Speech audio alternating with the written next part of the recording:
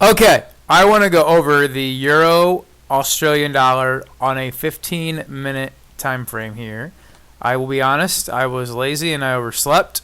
Went to bed really late because I took last night off, and I was out of town way too late. So I missed this opportunity. It was actually a pretty good one too, for different reasons. I'm going to show you what they are here.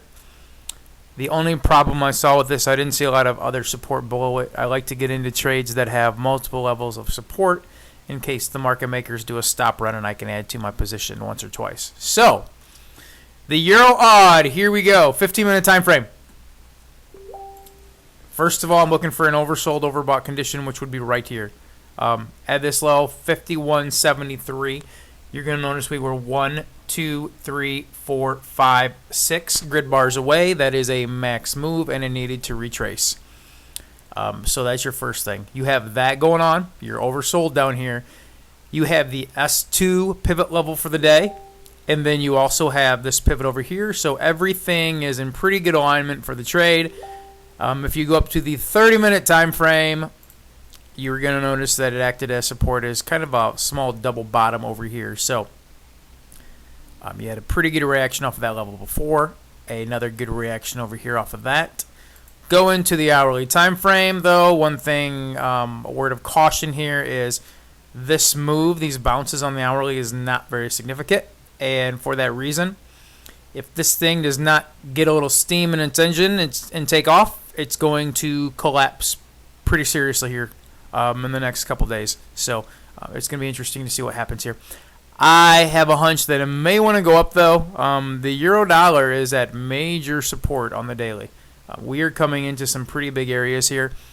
The Australian dollar, yeah, never mind this. I don't know why that's even on there. It should not. That's messed up. But the Australian dollar, yeah, it looks like it wants to come down a little bit here. So the euro odd may be staging a pretty good run up. I don't know, though. But at any rate, if you look at your 15-minute time frame, you were overdone pretty significantly. You're at a major level here, so it needed to bounce. Looking at the higher time frame, the only other levels that I see here, you have, that's a pretty major level there. So 148, about 300 pips down. I'm not sure you'd want to hold something with that kind of drawdown. So in an instance like this, you'd probably want to get in down here at the lows, which would have been a great opportunity. And then put a pretty tight stop loss, maybe, I don't know, 30, 40 pips below that in case of a market maker run. But in instances like that, you could find yourself in a position where they do a stop run and then a immediate reversal. You get stopped out, you miss the trade, and you take a loss. That's why I don't like taking trades where there's only one area of support. But other than that, it was a great trading setup. Again, you had major support. You had S2. You had a major pivot here, a major pivot if you go a little further left in your chart on the 30-minute time frame, which would have been right here, double bottom. So everything looked really good. The other thing I want to note here is this right here. You got two bottoms. You got this. You have divergence down there too. So there was a pretty good indication, and looking on your 30-minute time frame, pretty good giveaway that something's up here too. Whoops, let's get rid of that line. Well, maybe. Okay, apparently it's not going to go away. Oh, there we go. You have divergence on the 30-minute as well here. You have THV going up, price going down. Going to the 1 hour time frame.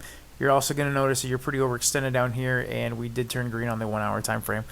So you had a lot going for the euro odd today. Again, this is why it is important to understand how to trade, because when I'm lazy and in bed, there are definitely trades that should be taken.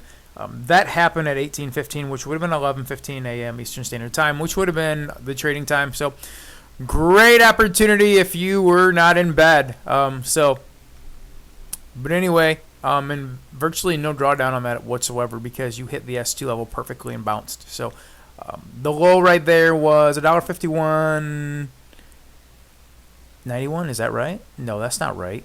$1.51.75, and we moved all the way up to the moving average, which was $1.52.50. So about a 80 pip move on that, which isn't bad at all. But good trading setup if you were up and caught it. So that was the missed opportunity from the euro odd today.